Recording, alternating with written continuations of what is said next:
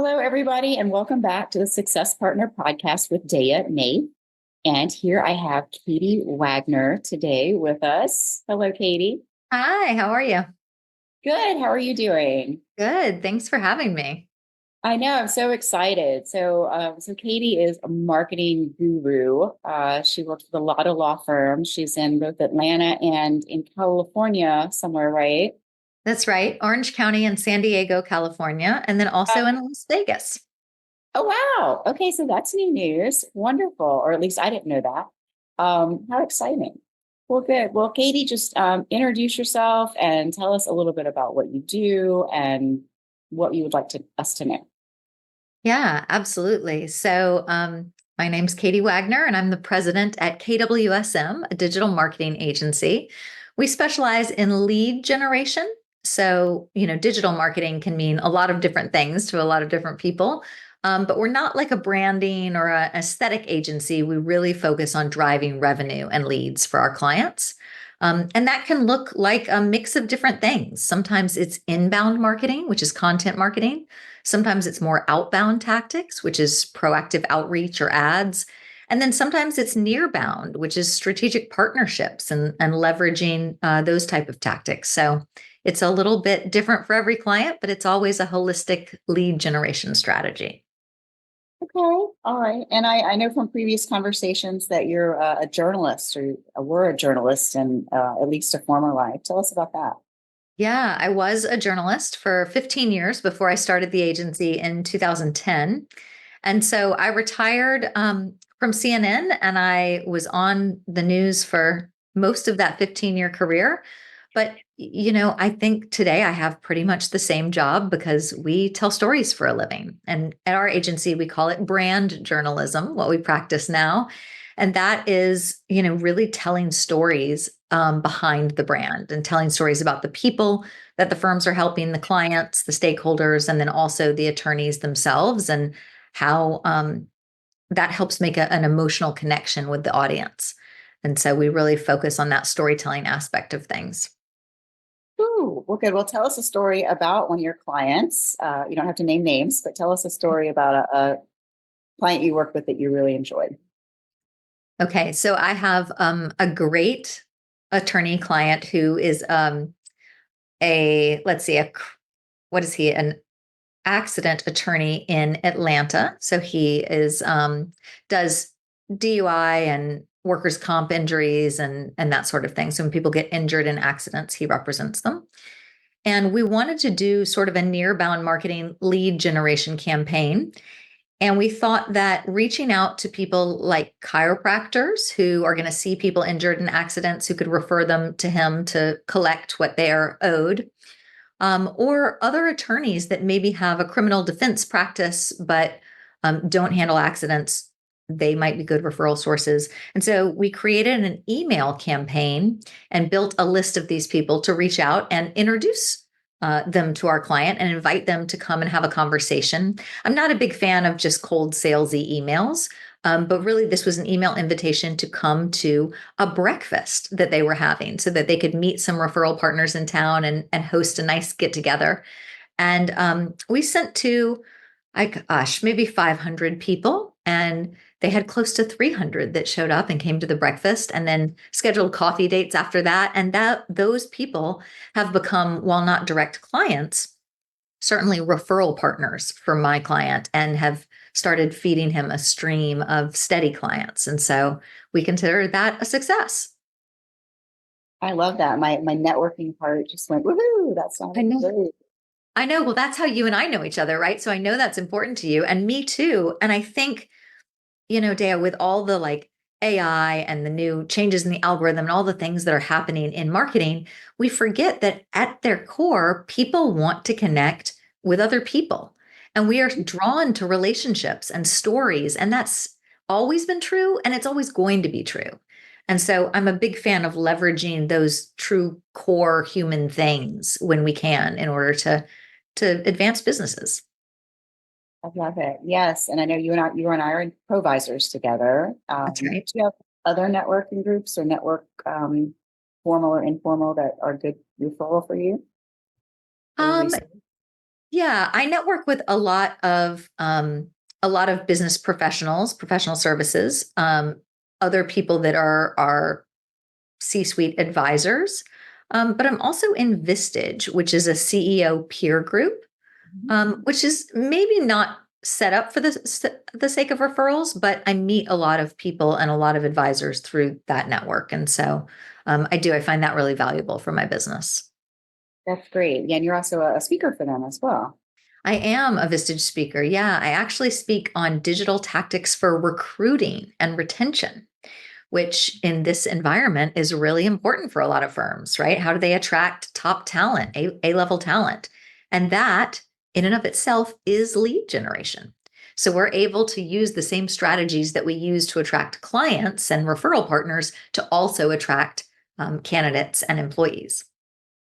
Yeah, absolutely. When I talk to the firms I work with about their brand, I'm not in marketing, but I want them to know what they're putting out into the world, that this is both to attract clients and talent. So you're going to need people as you grow, and you want them to be attracted to, especially as a small firm. You can't offer them just big bucks and benefits. They have to actually want to come here and work and know more about what it's about before they even, before they apply.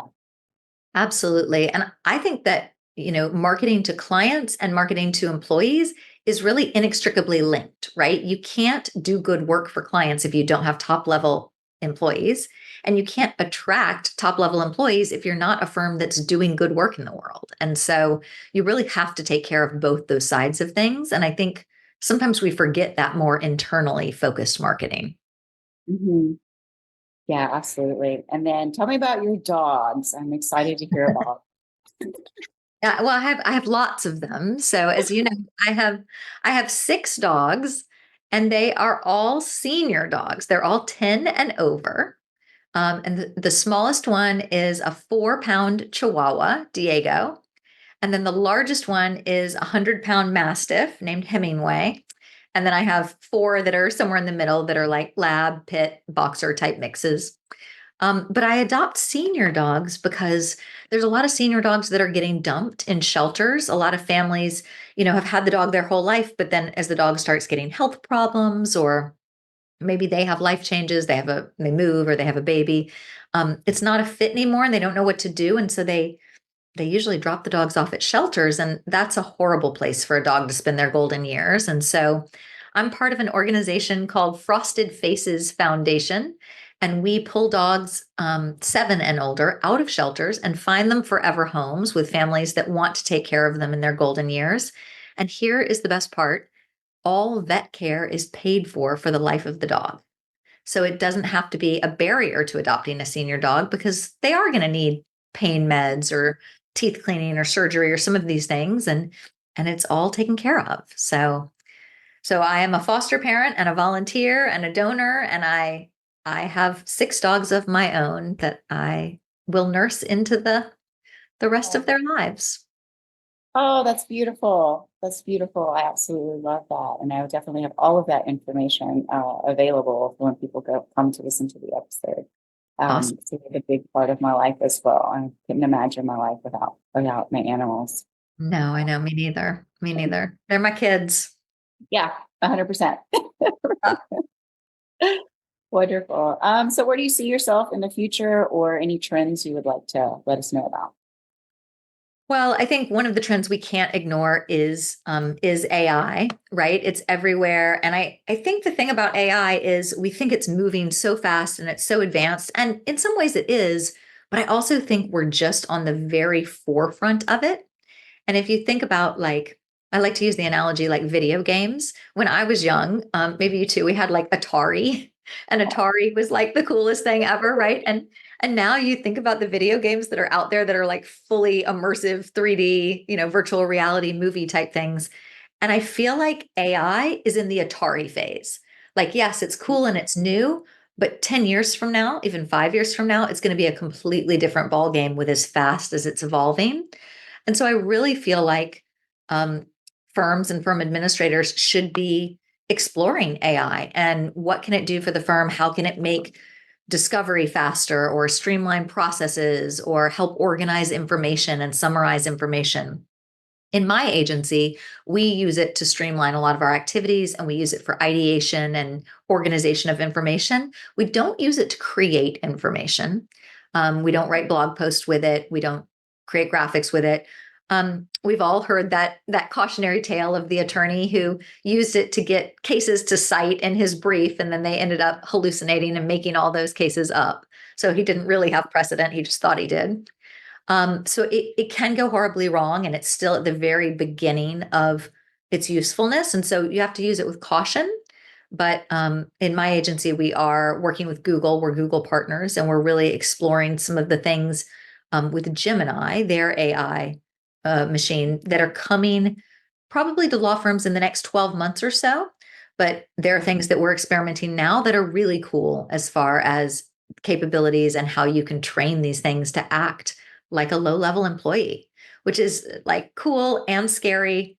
And you hate it, but you have to embrace it because it's coming. And it's a lot of mixed feelings. But I do think smart firms are at least looking into it, because you can't avoid it, and your competitors are going to use it if you aren't. So how can you streamline your systems and become more efficient?